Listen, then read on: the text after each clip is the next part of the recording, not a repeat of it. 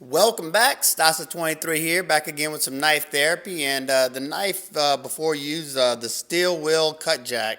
I picked this knife up from a good buddy of mine. He goes by Sharp Dad on Instagram and Aiden's Dad on YouTube. I'll leave a link down in the description below. You can go check him out. He's a really good guy, and I seem to pick up all of his blades that he wants to sell. We have similar tastes in knives, so there you go. The knife I have before you is a budget offering from Steel Will, and I must say it's one that I was super stoked about.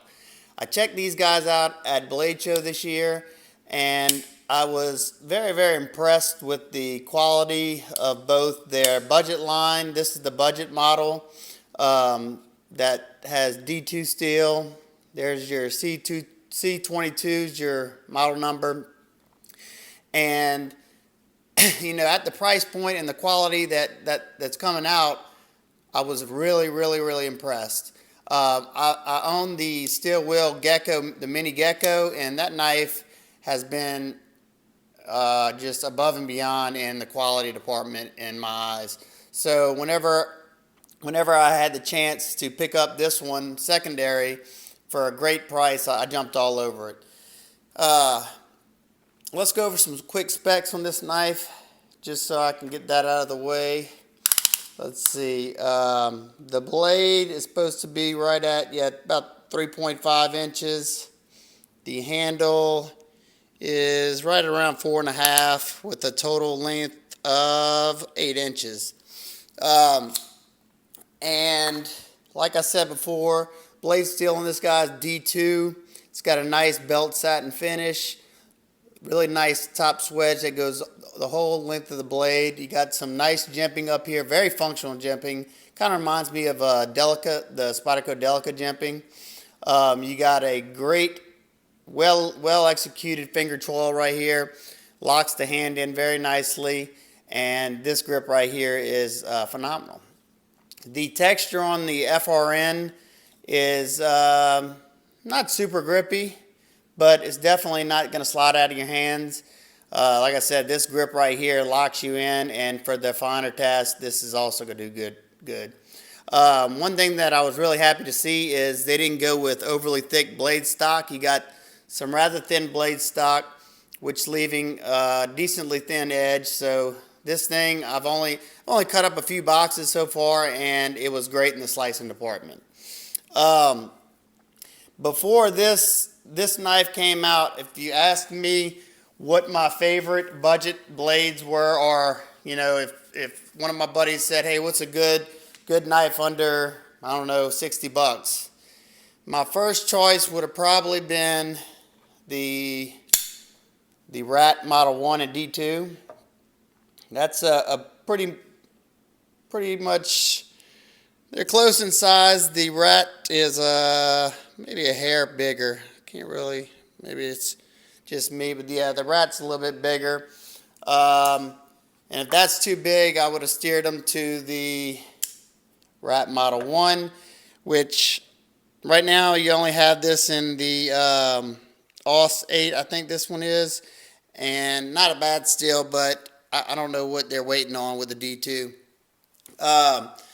And I would choose these two, and I'll do a separate video on these, but this one, not a bad knife at all. This one's in D2 steel, so if you're saying, okay, they don't have this one in D2, well then just take this one, which, is not a bad option, but for me, and it could just be my hands, I had to make some modifications. As you can see, I cut some of this away so I could get a hold of that lock bar.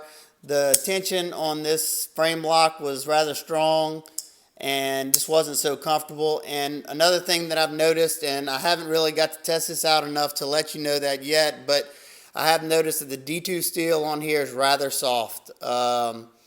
It's better than the AUS 8, but it's not miles better than the AUS 8. Just in my experience, you could have better experience. I don't know. I do a lot of wood carving, a lot of cardboard cutting, and just a little bit of wood carving and cardboard cutting. I noticed some rolling in the D2 on the Yeah, SE Zancudo. Um, and say out of those budget blades, if you wanted a flipper, my first option, I guess, would be the Kershaw Skyline. This is in 14C27, I think. That's Sandvik steel, not a bad steel at all. That's kind of like what the Moors use for their stainless steel. So good steel. This one takes a super keen edge. But the flipping action on these can be hit or miss. Not the best in the world. And at the, around $50 price point you pay for this, you can get one of these beauties for $43. And the ergonomics are phenomenal. It's running on phosphor bronze washers, and the action is just amazing. Absolutely amazing. The detent's dialed in just right. You got a stainless liner on one side. Let's see if I can. Actually, you got stainless liners on both sides that are heavily milled to save on weight. I think this guy comes in around 3.5 ounces, which is a really good weight for the 8-inch overall length. Pocket clip got decent retention. It definitely will hold it in the pocket. Flipper tab is done perfect. You got jimping on the top for a light switch. I'm not left-handed, and that was easy as can be. Or you can, perfect for push button, as you can see, and also you can light switch it.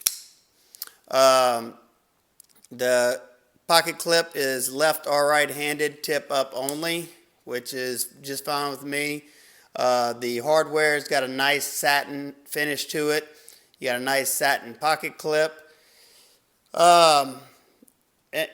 If you really look over this knife, like I said, the attention to detail, and even on their budget in knives are just great. I mean, like for instance, look right here, where that is completely flush. Like it just so well done. I know it's just small details, but on a $43 knife, it might not be the best in the world, best budget, but to me, this is one of the best out there at the moment.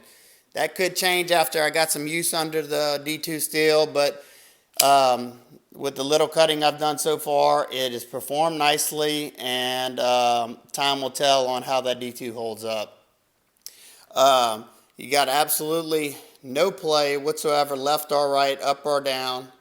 Hold on, let me see. None up or down, none left or right. I did have to tighten the pivot a little bit. I don't know, maybe Patrick had it loosened a little bit, but everything's good now. Like I said, you got a lanyard hole back there. You got some jimping for reverse grip right here. Not too functional. I mean, it's rather slick, but I don't really hold my knives in the reverse grip anyway. But that was just your first look at the steel Will CutJack. I'm really interested whenever they're going to be coming out with a like a sheep's foot style, like kind of like the Nsingo blade shape. That should be coming out pretty soon. And be on the lookout for the steel wheel knives that are going to have the new ant lock by I can't think of the guy's name. He's on Instagram, Antlers Knives or something like that. He's the designer of this knife and the ant lock, and that is going to be a total hit. I mean, that lock was fun to play with, and it's super strong. Cannot wait for that to come out. They had some really cool designs. Y'all just wait till those come out. That's really going to hit the market, I bet, really well. If you have any questions, comments, concerns, please leave them down below. If you want to know anything else that I might have left out about the CutJack, please feel free to let me know in the comment section. If you like this video, please give it a thumbs up. That helps spread the channel around to other people that might not know about the channel as is. And if you like my videos, please subscribe. I hope everybody's having a wonderful day. And remember, guys, live every day as if it were your last. Peace.